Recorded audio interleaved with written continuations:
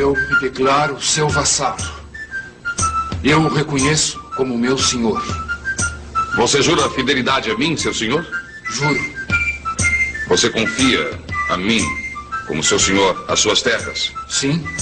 Minhas terras pertencem ao meu senhor.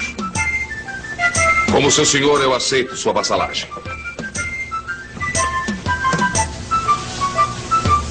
E lhe prometo proteção. E lhe entrego os direitos às estradas que passam pelas terras como benefício.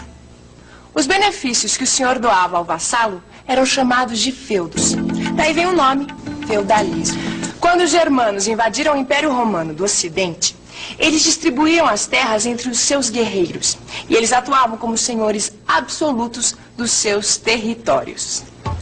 Após a morte de Carlos Magno, os reis se mostraram incapazes de defender os seus súditos. Os senhores das terras organizavam a defesa de suas propriedades por conta própria. A Europa conheceu um novo estilo de vida.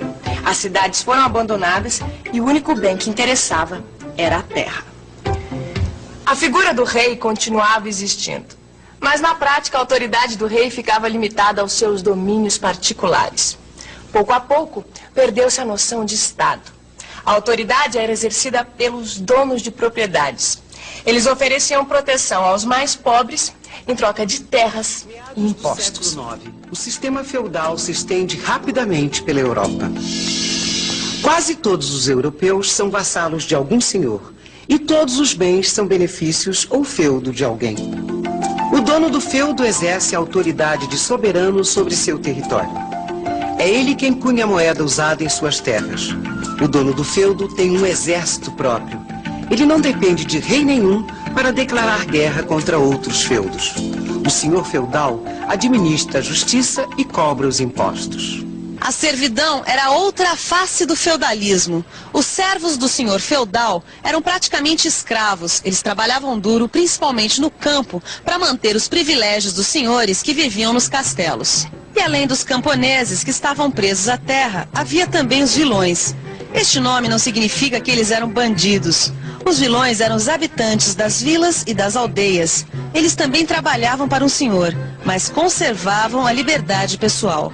A igreja participava ativamente do sistema feudal. Os mosteiros e as igrejas se transformaram em unidades de produção agrícola. Além disso, os bispos e os abades dependiam da nomeação do rei ou de algum grande senhor. Os amigos e parentes dos poderosos acabavam levando a melhor. E a venda de cargos na igreja era uma coisa muito comum. As reações contra a situação da igreja feudal não demoraram. Em vários lugares surgiram tentativas de reformas dos dogmas. Dogmas são os ensinamentos oficiais da igreja.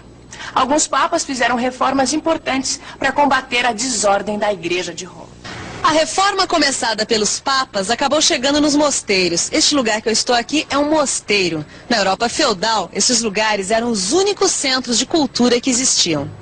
Nos mosteiros, os manuscritos e as obras da antiguidade clássica eram preservados e copiados pelos monges.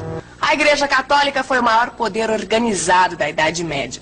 Naquela época, a disputa política entre a Igreja e os imperadores durou séculos. Essas terras que rodeavam o castelo eram conhecidas como feudos. Os feudos não eram constituídos apenas por terras e castelos, mas também por todas as aldeias de camponeses que se estendiam ao redor das muralhas do castelo. Os camponeses trabalhavam nos campos de sol a sol, no cultivo de alimentos e no preparo da terra.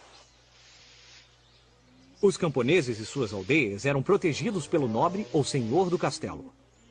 Em troca, tinham de fazer o que o senhor mandasse, pagar impostos, dar comida a ele e às tropas. Então, se dessem o azar de ter um senhor cruel e injusto... Quero mais comida e dinheiro! Trabalhem mais! Não tinha jeito. Os camponeses iriam sofrer. Mesmo assim, poucas pessoas se atreviam a sair de suas aldeias, porque fora das fronteiras dos feudos só havia florestas e pântanos, onde os camponeses desprotegidos poderiam ser alvo de ladrões e onde as pessoas acreditavam que demônios e espíritos do mal viviam à espera de viajantes desavisados. Os camponeses da Europa não sabiam ler nem escrever e raramente recebiam notícias vindas de fora de suas aldeias. Essa falta de conhecimento sobre o mundo que os rodeava criava muitos medos E esses temores foram refletidos nos contos surpreendentes sobre monstros, magos, bruxas e dragões.